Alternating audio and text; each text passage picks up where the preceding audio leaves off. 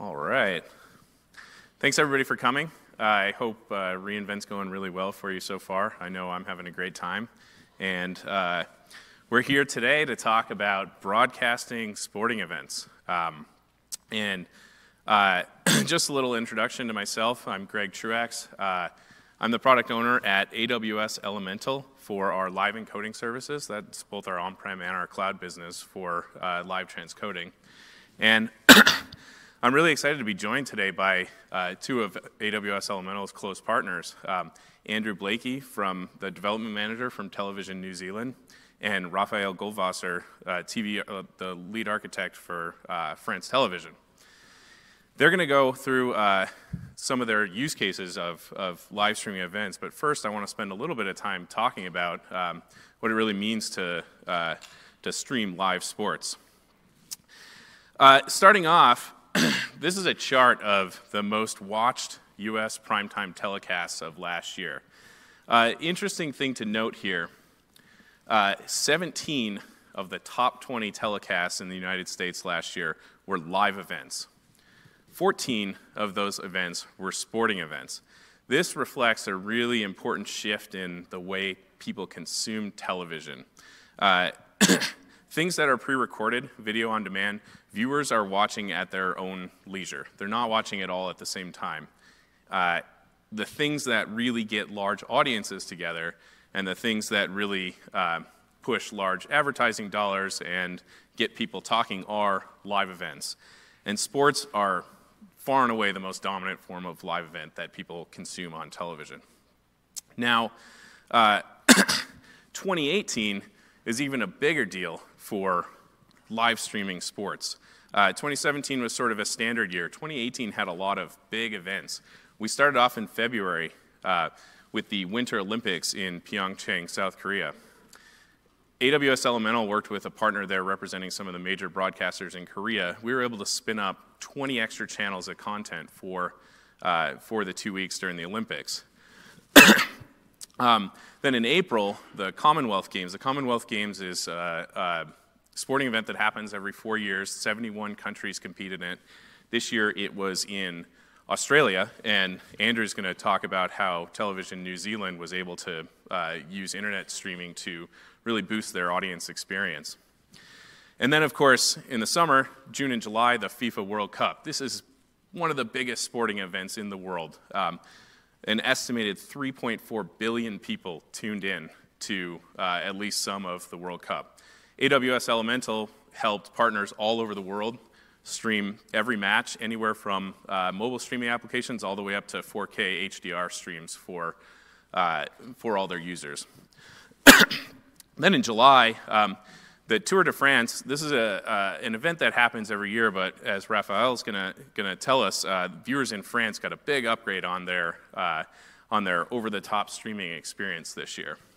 And then in September, the Cricket Asia Cup. This is a tournament that happens every 2 years with 6 nations in Asia who play cricket. This had over 500 million video impressions. So these events are really enormous audience draws, and the distributors and content owners are really pushing the envelope on what we can do for internet streaming. So I want to jump in a little bit to see, why would I watch sports on the internet? What is so different about streaming right now that's becoming superior to broadcast TV? Well, first and foremost, we can get larger content libraries. So there's a lot of long-tail events at something like the Olympics or the Commonwealth Games, and when you do traditional terrestrial or cable or satellite broadcasts, the distributor is limited by the amount of channel bandwidth available. So there's only so many channels you can put into a cable system or use terrestrially. So when you do internet streaming, that bottleneck is gone. We can put as many channels as we can produce up on the internet, and viewers can select what they want to see. Another big thing about internet streaming is today in 2018, picture quality has surpassed that of terrestrial broadcast or satellite. Broadcast systems, especially in the US, still use MPEG-2 as a codec. Around the world, a lot of them are starting to use AVC. But for internet streaming, we're primarily all AVC, and increasingly people are using HEVC, which is high efficiency video codec. And this is giving us the same quality levels at 50% bit savings. So we can really push a top quality picture down to the user. The other key thing is the limitations on the bit rate for internet streaming are really what the last mile connection, what the consumer has. So a consumer with a 50 or 100 megabit connection, there's really no limit to what how many bits the content distributor can give to that picture. So if you go look at a well-produced internet stream side by side with a terrestrial broadcast, you're going to find you're getting much better quality these days on the internet. Another key thing is one of the biggest innovations in television recently is called HDR, High Dynamic Range. This is really an expanded color space and higher contrast for your video, and it really makes the content pop. HDR displays, you have them on your smartphone now, you have them on your TV. Really the main way that we're distributing HDR content right now is over the top. Same goes for 4K resolution. 4K Ultra HD has been a selling point of televisions for quite some time now, and they're soon to be primarily all televisions sold will be 4K over the next couple of years. But when you get that 4K television, you want to go get content, you go to an internet streaming app, a smart TV app, or a Roku box, or an Apple TV, or a Fire Stick, or something. All these are distributed over the internet. There are a few channels that you can get on cable or satellite, but it's really not prevalent so far. So other key things about internet streaming that are really important. Latency. Latency has always been the problem for streaming video, and it used to be that your neighbors were watching cable and you heard them cheering for a goal and you saw it a minute later.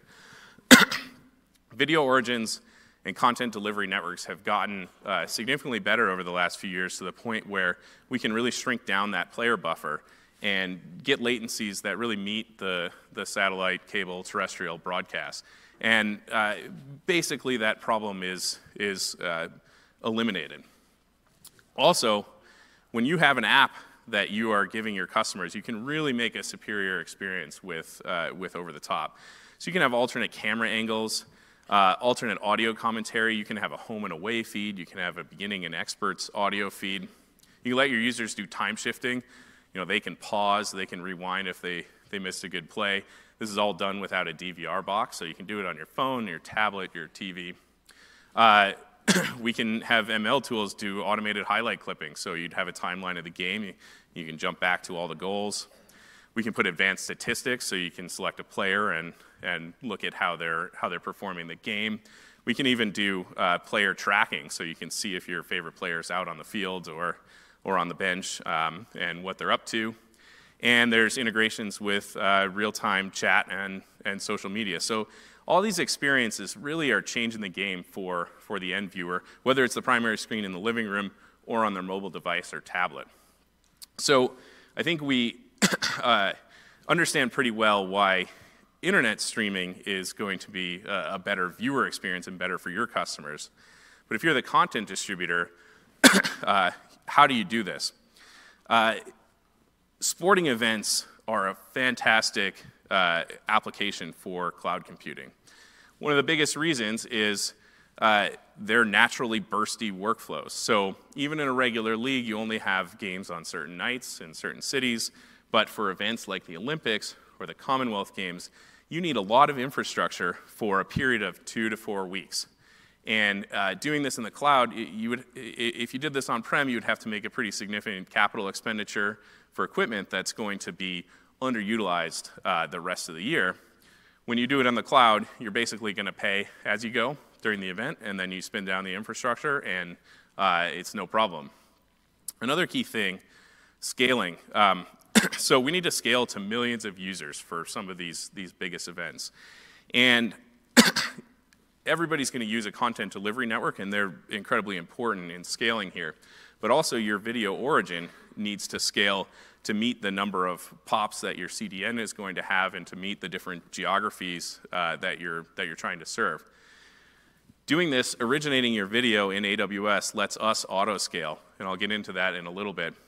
So instead of having to think about how do I scale my origin, how much network do I need from my facility into the CDN, all you need to think about is how much bandwidth do I need from my facility to send the contribution stream, and AWS is going to take care of all the rest. And then finally, and probably most importantly, resiliency. Sporting events, there's no do-over, right? Your viewers are going to be watching that event, and they do not want to miss a minute. So we can't be in a place where we're falling over, they're getting black screen, broken up video, or anything. And at AWS Elemental, we built our media services with resiliency in mind first. From the ground up, everything needs to be redundant because these are your most important assets. People pay a lot of money for content rights for this, and your users want to see the best quality reliably. So I want to jump in a little bit to reliability. So at a super high level, your basic architecture for streaming, you're going to have some on-premises equipment coming out of the production truck. Here I've got 2 AWS Elemental Live encoders, but it could be anything. Key is you want 2 of them, right? So you're going to have the ability to fail over if you lose one. So we have 2, and we're going to push 2 sources into the cloud. Ideally, you're going to use some network path redundancy, so 2 ISPs or a direct connect in our ISP or 2 separate direct connects. And then we're pushing 2 streams into Elemental Media Live, and that does encoding. I'll get into a bit. 2 streams to Elemental Media Package, and AWS Elemental Media Package will handle failover between those streams. So if we lose one of the inputs or one of the encoders or anything, it'll flip to the secondary stream, and we present a single URL out to the content delivery network. So diving in a little bit on the resiliency architecture of Media Live. So we can see here we've got 2 inputs coming in, and a key piece of Elemental Media Live is there are 2 pipelines, 2 encoding pipelines, and they run in 2 different availability zones. What this gives us is we have input redundancy, so you lose one of the inputs, we can flip over to the other one. We have encoder redundancy, so if we lose one of those encoding instances, we can flip over to the other one.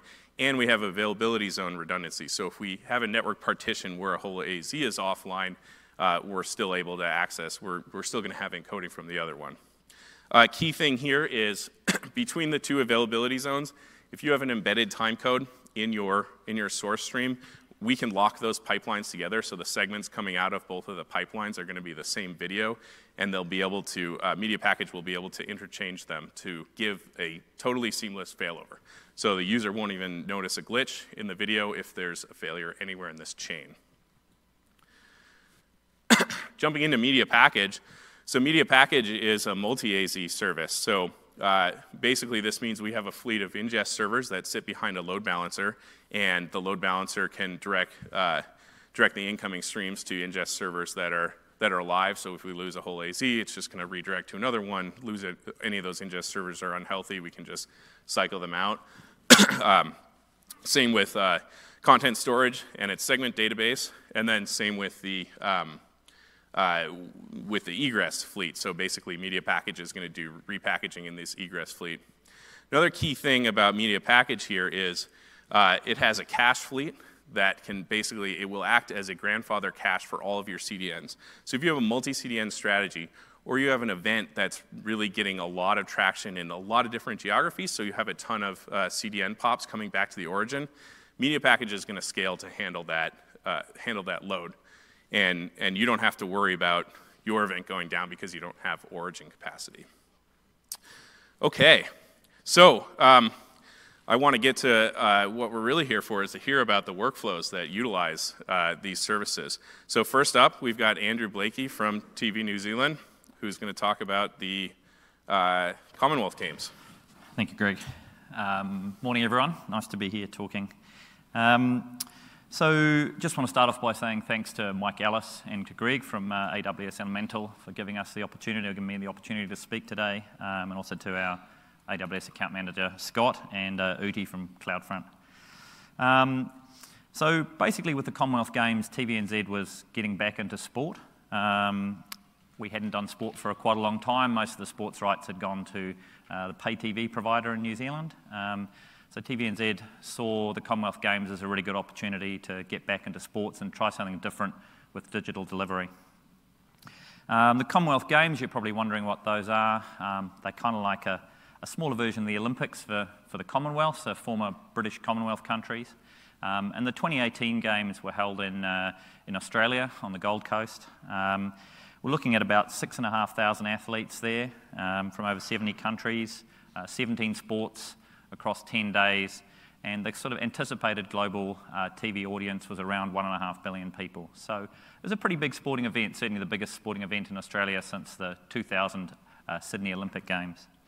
TVNZ really wanted to present New Zealanders with a kind of a fresh, new look on sports coverage, and really make sure that we were showing them the moments that mattered for New Zealanders.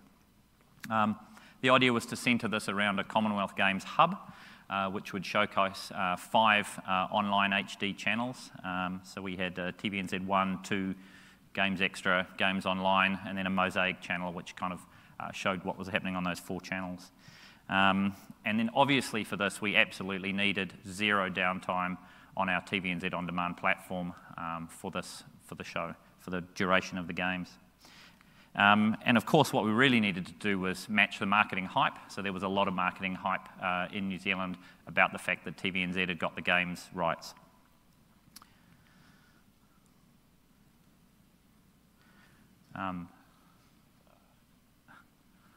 Got some audio.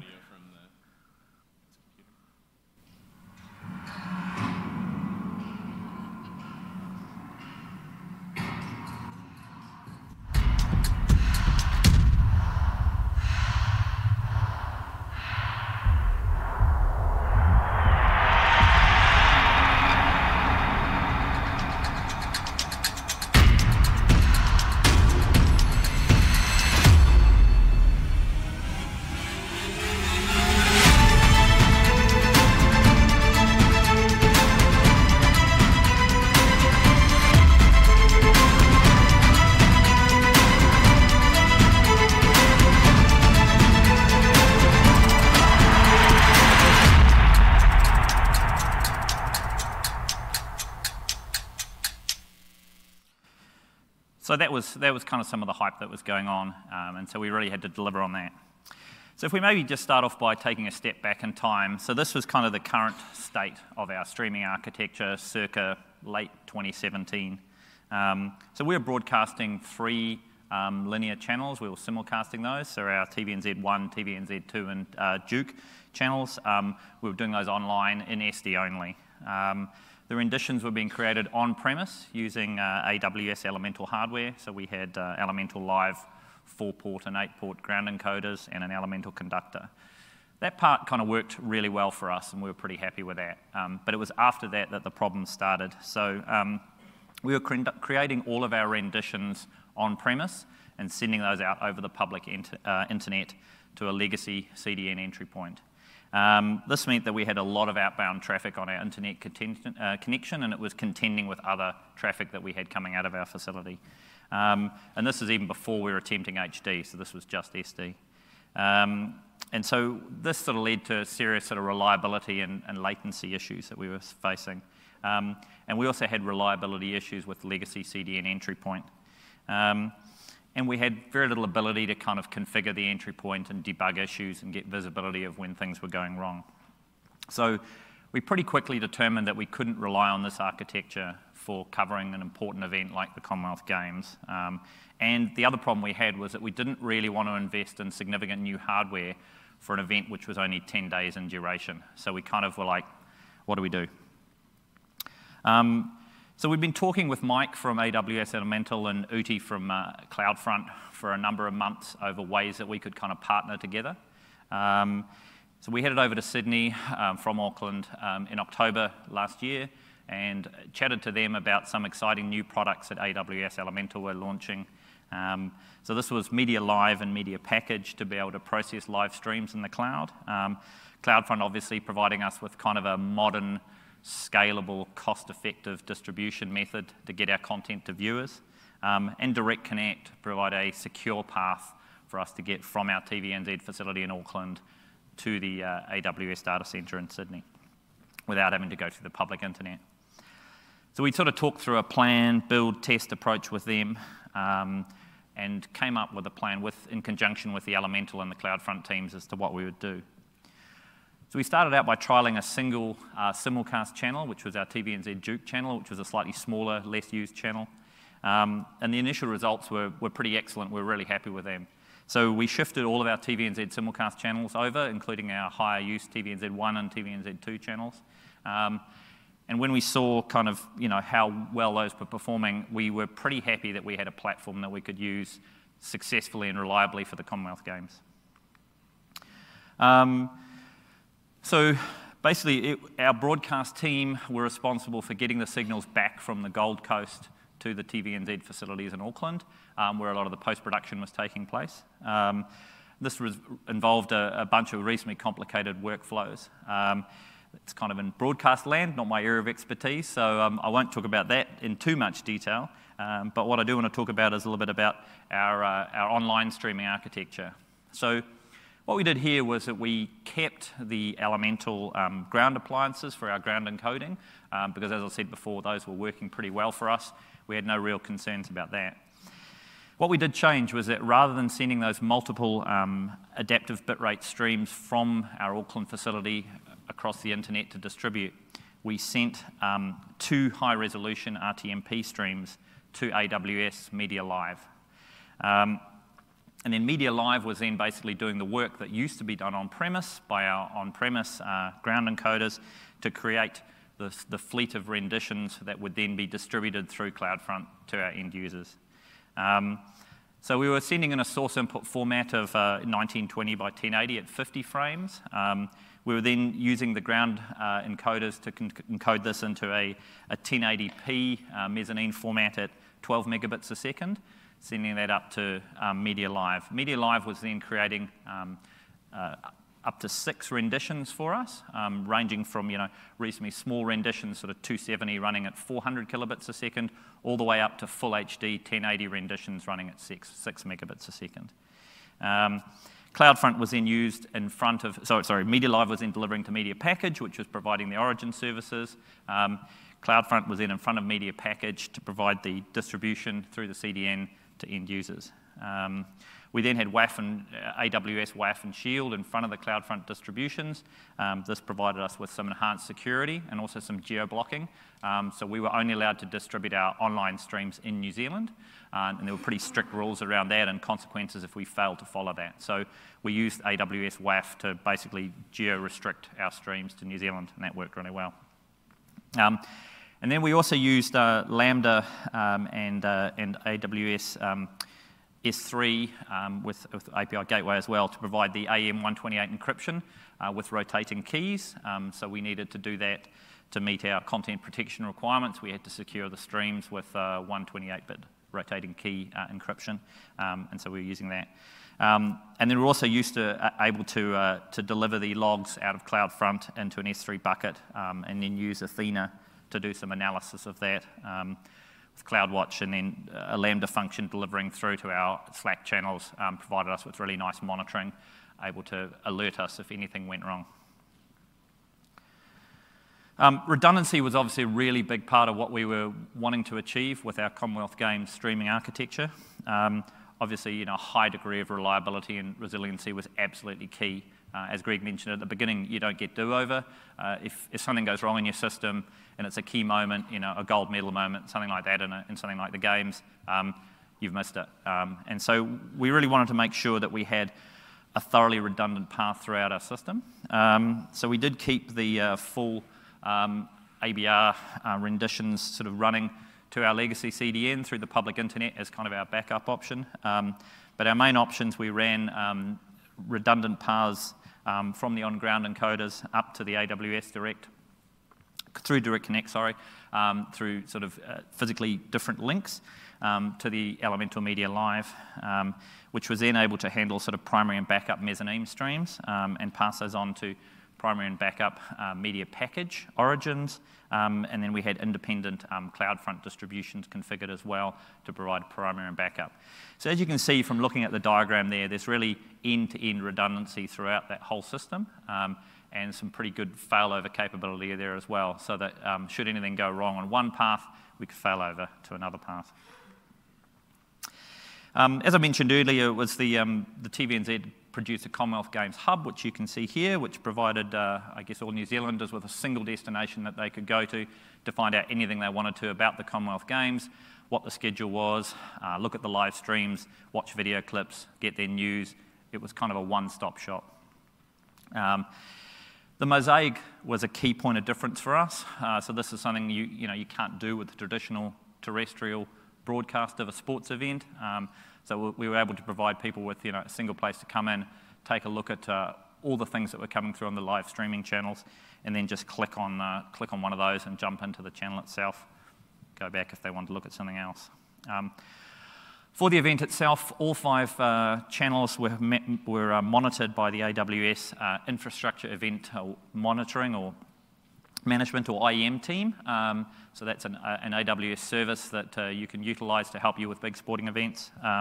They flew a streaming expert in from India to come and help us on premise in our facilities in Auckland. This guy had experience streaming cricket to sort of millions of users in India, and his experience and insight provided really valuable during the games itself. And the IEM team monitored kind of key metrics, provided us with daily reports which indicated how things were running, what observations that they had of that.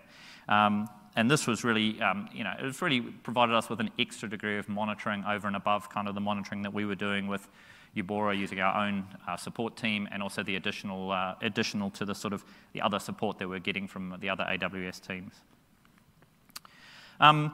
So, I mean, how did it go? What were the results? Well, technically, I can say everything went off without a hitch. According to our video analytics tool, CloudFront was delivering everything absolutely flawlessly, and certainly on par, if not slightly better than our previous legacy CDN that we were using. So we're really happy that people across New Zealand were getting the performance levels that we wanted and we expected them to get. As you can see from the news article up there, Chorus, which is sort of the backbone New Zealand internet provider, basically put out an article slightly unexpectedly, which sort of said that we just about broke the New Zealand internet, which was kind of what we wanted to hear. That they were seeing peak usage levels of around 1.59 terabits per second on the opening night, and overall about an extra 500,000 gigabytes of data was being shipped through their network on a daily basis compared to sort of normal levels. TVNZ put out over 600 hours of coverage. We reached sort of 3 million New Zealanders, which in a country of 4.9 million is not bad. And we delivered 2.3 million live streams in total with sort of over 49 million minutes of live streaming taking place. And clearly sort of events and moments that had New Zealanders in them did really well, both on broadcast and online. What lessons did we learn? There were a couple of lessons. One was around the CloudFront configuration. So we did have some issues initially where we discovered that CloudFront was requesting multiple copies of segments, which was resulting in additional egress out of media package. And this was due to the fact that they're coming from different endpoints. There were slightly different headers on the requests that were coming through. So CloudFront was seeing those as different and sort of sending out the same segment over and over.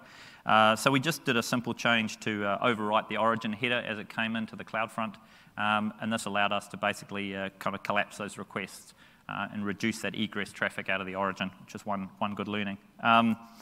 The other thing was a little bit of a challenge was the rotating key 128 AS encryption that we had to do. This wasn't provided out of the box by Media Live. It'd be a nice feature request, so I'm sure Greg's working on that for us. So we had to put something together ourselves using Gateway and Lambda and then storing the keys in an S3 bucket, which was a little bit more complicated than we would have liked, but it ended up working fine for us through the event. Where do we want to go next? I guess at present there's no monetization of our streams because we're an ad-funded business, and so for our broadcast stuff it's all funded through ads. At the moment there's no separate ads in our our online live streaming. We'd like to do that. Obviously, as it becomes more popular, it's becoming more of a cost, so we would like to see a bit of money coming in. So we're certainly looking at using AWS Elemental Media Tailor to do some live ad insertion for us. I guess in summary and conclusion from me, what did we really see at TVNZ were the benefits of using the AWS Elemental systems for our Commonwealth Games? I guess one of the key ones for us was the ease of being able to spin up and tear down channels. As I mentioned earlier, for a 10-day event, you don't really want to be buying, shipping in hardware and configuring it. And so being able to just spin something up in the cloud versus an on-premise solution was a real benefit for us. The sort of secure delivery of the HD streams by being able to kind of offload that creation of the renditions up into the cloud rather than having to ship it from our facility was a huge benefit for us. I don't think we would have been able to do HD streaming if we hadn't kind of offloaded that workload into the cloud.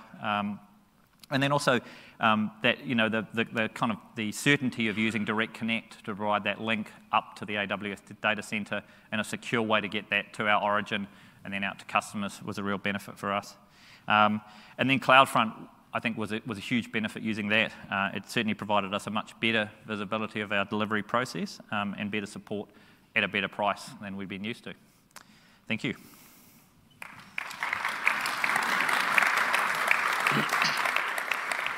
All right, thanks, Andrew. I think Andrew's really underselling the user experience of that multi-viewer that they built. I mean, think about this as a really, when you're flipping channels trying to figure out what's on your regular TV, you might have a guide, but it's a little hokey. Here you go to the website and you see everything that's on right here, and you can just zoom in on what you want to watch. It's really, really kind of game-changing customer experience. So now we're going to hear from Raphael about how France Television really is revolutionizing the way people consume the Tour de France. Thank you, Greg, and thank you, Andrew, for sharing this. That was really interesting. Bonjour, Las Vegas. So I'm really happy to be here with you today to present what we did this past couple of years with Elemental.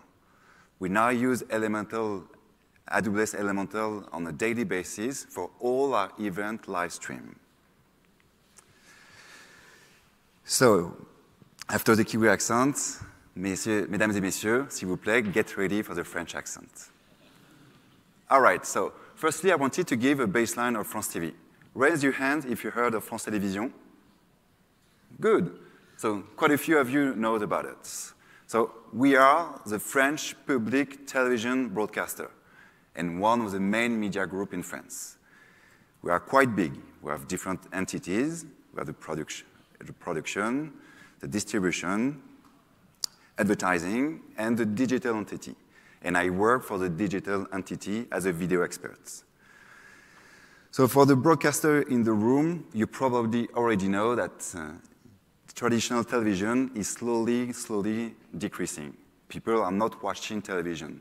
The young generation is no longer watching traditional television. They're streaming on internet. They're watching Netflix or Amazon Prime, for example.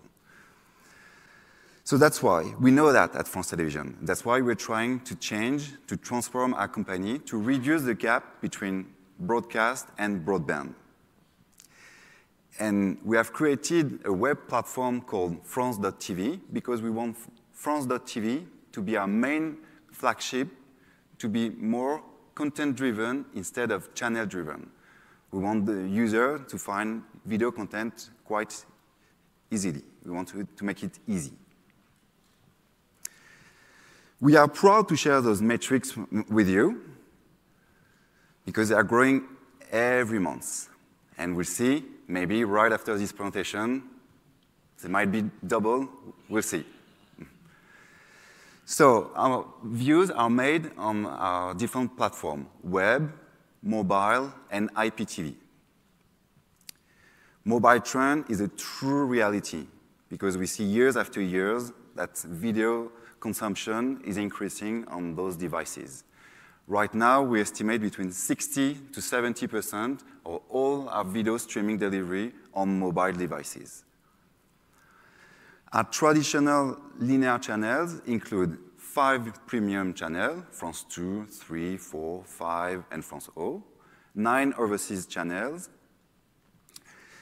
and up to 30 local and regional channels. We also have a news channel called France Info, which is quite new. And in addition to those traditional channels, we also stream over 6,000 hours of live events annually on our web platforms. That includes music festival. I'm sure that you all know how the French love politics, so we have also dedicated a platform for our political debates, and sports events. And we are now fully cloud-based through AWS Elemental for our live event architecture. So as a public broadcaster, we have the chance to broadcast the major sports events. We broadcast Roland Garros, the French Open in tennis, the Olympics, and also the major cycling events. Again, let's be French and proud, the best sports events. So, Tour de France is quite a big competition. For those of you who don't know, so it's a cycling competition that lasts for a month in July, and it has 20 different stages over France, with a total distance of 3,000 kilometers, around 1,800 miles in imperial metrics. It's a huge production for us. So we employ about 200 people during each stage, and we estimate around 600 people for the whole event between France Television employees and partners. So on television, our peak views are of 6 million views, and here you can see our latest numbers on our web platform.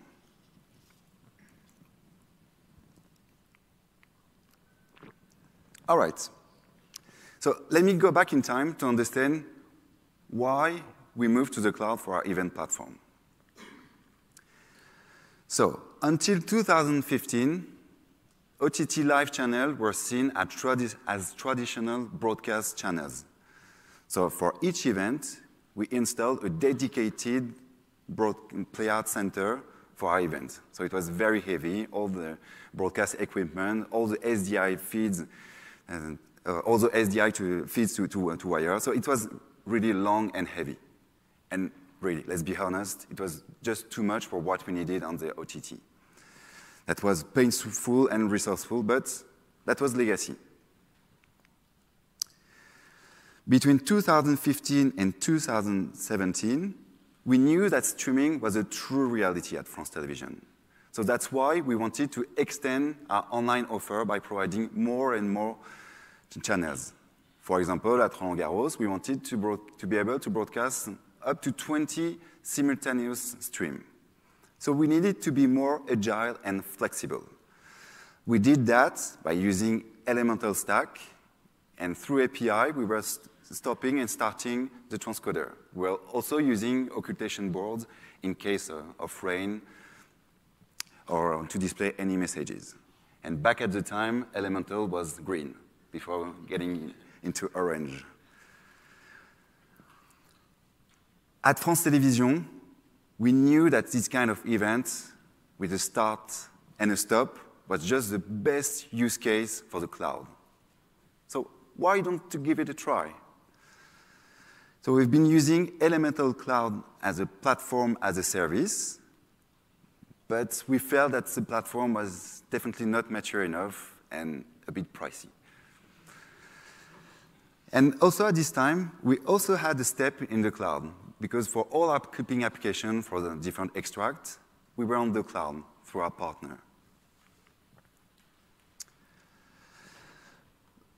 In 2017, when AWS Elemental announced its cloud platform, the project Media Live and Media Package, we were really happy. A channel as a service like we always wanted. Like I just told you, we also had a step in the cloud with our partner, Wild Mocha. And we've been discussing with Wild Mocha because we've been very happy on how they were handling things on the cloud. And we also had a growing demand internally in terms of the number of editors for our clipping application And on the number of simultaneous streams, I was telling you we had 20 streams for Roland Garros, but we wanted to extend to have up to 30 streams. And we also had a growing demand internally for the output destination. We wanted to be on all the different social networks and to have many partners. And so we had this discussion with our partner, Wild Mocha, to move this live event platform fully to the cloud. We asked them to get the stream from the stream capture to the distribution on our web platform and to our partners. Let's face it, it was definitely not an easy decision to make because we have lots of internal doubts. People at France Télévisions say, well, it's a bit dangerous to go on the cloud because no one knows what the cloud is doing. And also, just no one has done it before. You always see your competitors, and no one has done it before us. So it was a bit dangerous for us. But again, our partner, Wild Mocha, really offered us the best architecture and the best price based on AWS Elemental. And we now have an unlimited numbers of channels, keeping the same SLA, but our budget is not limited, so we still have to stick to a limited number of channels.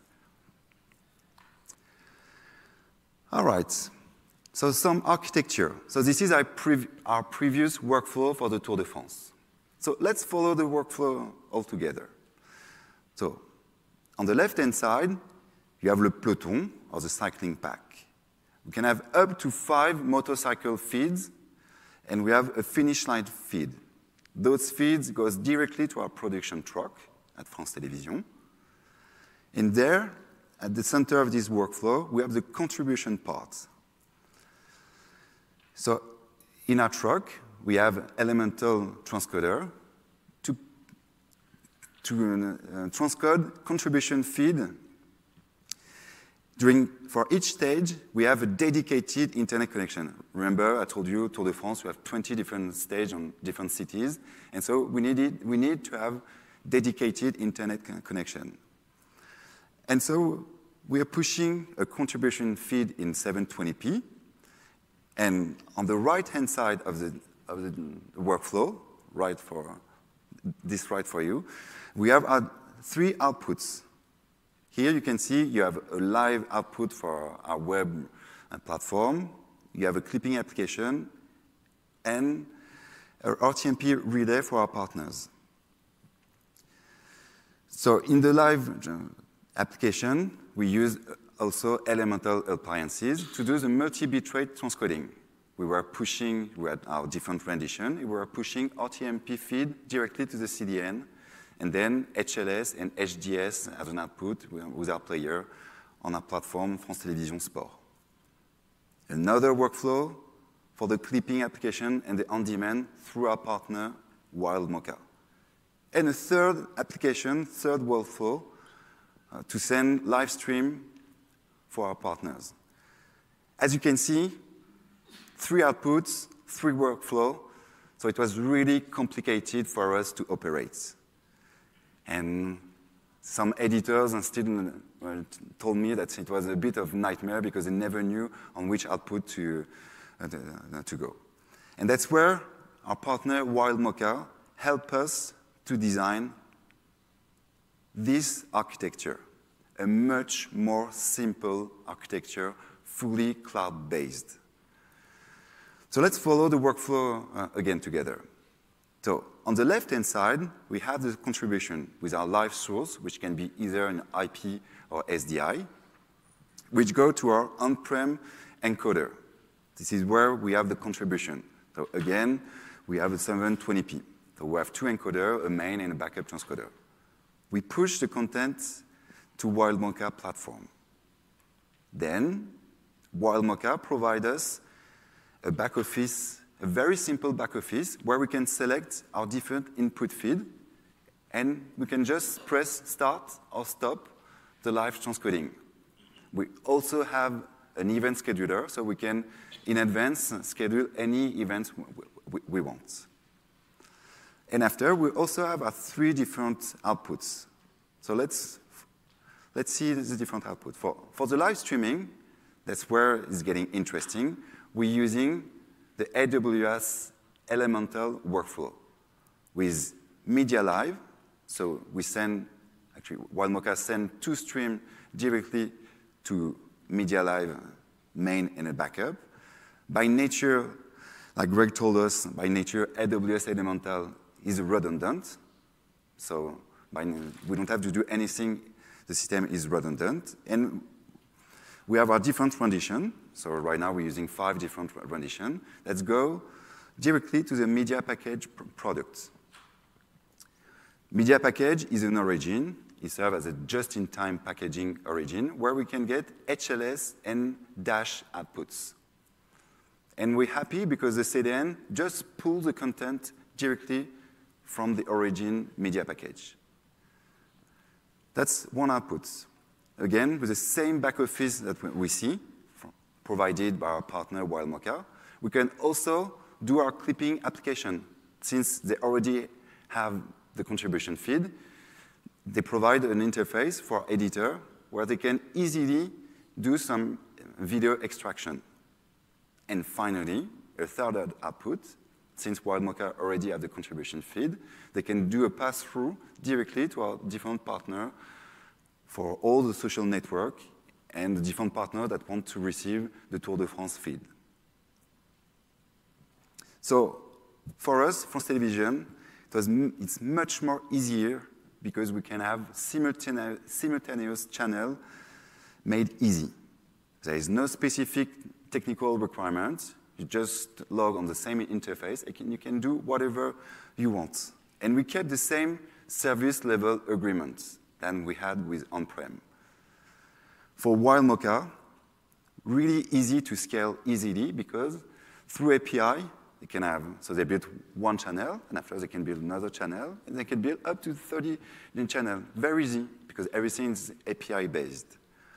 And they have more control of the overall distribution workflow.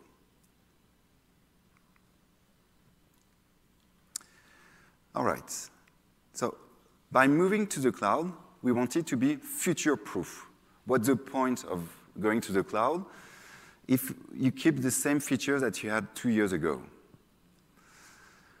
For those of you who do live events, you know that live events, sometimes can be magical. You always have late pre-production. You can never test. It never works the way you want to be. So that's why it's important for us to have a really fast channel startup. When you press the start button, we don't want to wait for 15, 20 minutes. We want to get the signal ready. So fast channel startup was mandatory for us. Right now, we're not doing dynamic ad insertion, but we wanted to be able, in the future, to handle the SCTD206 signal, because we want to put some ad breaks for our live events. Roland Garros is the best example to have some breaks during this event. And also, we wanted to have multiple outputs. We didn't want to be stuck with only HLS or still using the Flash version HDS. We wanted to have multiple outputs, HLS and Dash. Because for us, we feel that Dash is made for HTML5 players and Android, and HLS for iOS devices. And it's not on the slide, but we're also thinking for CMAF, which media package can provide us. And finally, obviously, we want it to be scalable. We want it to be scalable in the number of channels, of renditions, and being 4K compliant.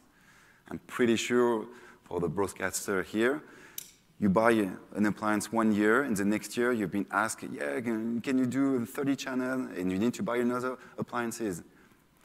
With AWS Media Live and Media Package, no need to buy other appliances. So, what have we gained moving to the cloud? Like I told you, our partner Wildmocha offered us a very simple solution. We have an all-in-one application, so a simple back office for our 3 different outputs. So much more easier for our editor and operator. It's easy and fast to handle multiple channels simultaneously. So we've been using for the European game. It was really easy to use. We gained a lot in terms of security. Remember, I told you back at the time we were pushing content to the CDN. Now the CDN is pulling the content directly from our origin media package, and we feel much more better.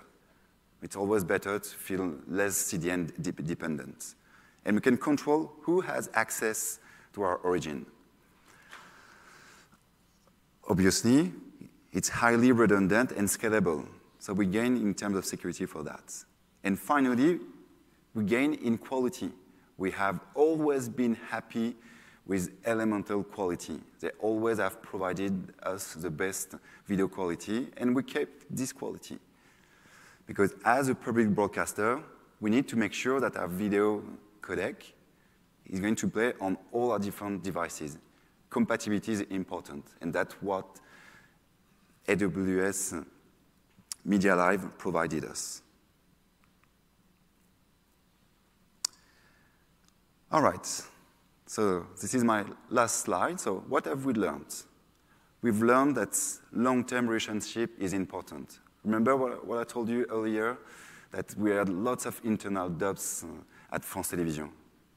But when we say that we're going to work with AWS Elemental and Wild Mocha, people were quite happy. Say, well, all right, let's give it a try. We'll see. And so it has made it easy to accept this move to the cloud for internally. Bugs. We all work in IT, so obviously we had bugs. You know, we always had bugs. But what's important is how to resolve these bugs. And we had post-mortem with both Wild Mocha and AWS, and they have always been very transparent. And it's very important to do post-mortem to make sure that in the future, you're not going to have those bugs again.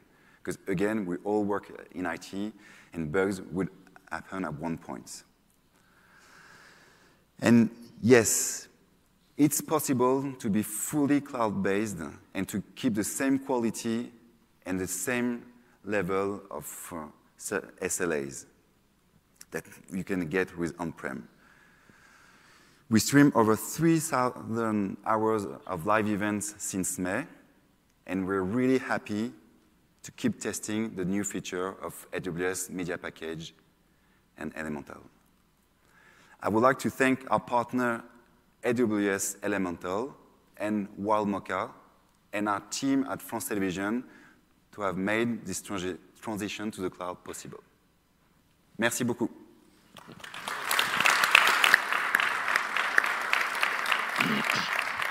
All right. Thank you so much. So I had the great experience of working with both Raphael and the Wild Mocha team, as well as Andrew and the Television New Zealand team on both of these events. And you know, these are certainly high stress events for the people that are putting them on. And I think we had an excellent channel of communication between my team and the Elemental team and their technical teams. And I think both of these events went off really well for the providers. So thank you guys so much for coming and sharing your stories here at reInvent. I wanted to just highlight a few related sessions that are coming up during the rest of the show. If you're interested in learning more about streaming technology and diving a little deeper, a couple sessions this evening where we're going to talk, Pac-12 is going to give a deep dive into how they do their streaming architecture on AWS. There's a talk tonight about better than broadcast latency. So what are some of the continued innovations where we're going to start to see OTT beat broadcasts in the latency aspect. And then tomorrow, a breakout session, a workshop on moving your live broadcasting into AWS. And then on Thursday, there's another session about monitoring with the AWS Elemental Media Services, where we'll be able to do a hands-on workshop there. So we're going to stick around here for a few minutes up front. If anybody has any questions, you can come on up and talk to us. Otherwise, thank you all for coming, and please enjoy the rest of your reInvent.